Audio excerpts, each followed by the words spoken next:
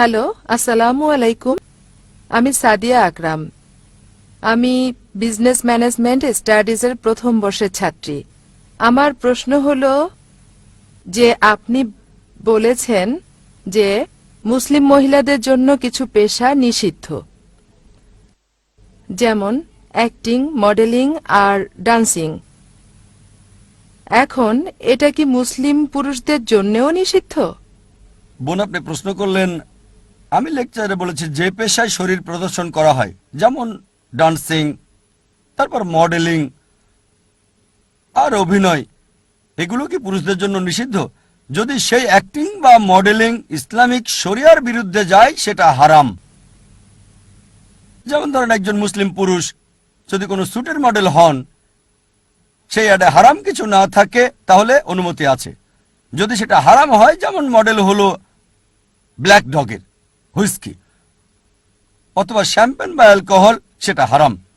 একইভাবে যদি অ্যাক্টিং করে দেখায় যে সে একজন অমুসলিম, মূর্তি পূজা করছে, সেটা হারাম। এরকম অনেক মুসলিম অভিনেতা আছেন যাদের আচরণ অমুসলিমদের মতো শিরক করছে, হারাম। সে যেই হোক না কেন, হতে পারে পৃথিবীর সেরা অভিনেতা, এই অভিনয় তাকে দোজখে নিয়ে যাবে,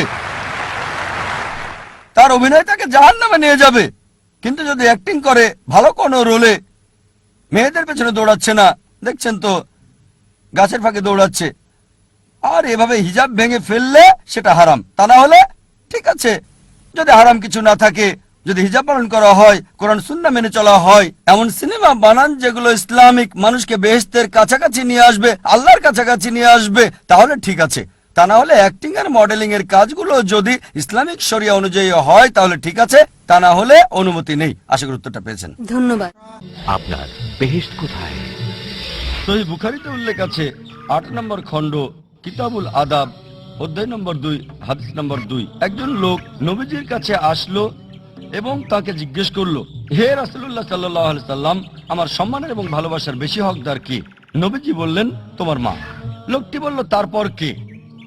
নবীজি বললেন, তোমার মা। লোকটি আবার জিজ্ঞেস করলো, তারপর কে? নবীজি বললেন, তোমার মা। লোকটি চতুর্থবার জিজ্ঞেস করলো, তারপর কে? নবীজি বললেন, তোমার বাবা। তার মানে 4 ভাগের 3 ভাগ অর্থাৎ 75% যায় মায়ের দিকে এবং 4 ভাগের 1 ভাগ অর্থাৎ 25% যায় বাবার দিকে। সংক্ষেপে মা পাচ্ছেন গোল্ড মেডেল, সিলভার মেডেল এবং ব্রোঞ্জ মেডেলটাও মা পাচ্ছেন। বাবাকে সান্ত্বনা পুরস্কারটা নিয়ে সন্তুষ্ট থাকতে হচ্ছে। এটা সুনানে নাসাইতে উল্লেখ করা আছে, কিতাবুল জিহাদ, অধ্যায় নম্বর 6, হাদিস নম্বর 3106। নবীজি সাল্লাল্লাহু আলাইহি ওয়াসাল্লাম বলেছেন, জান্নাত তোমার মায়ের পায়ের নিচে।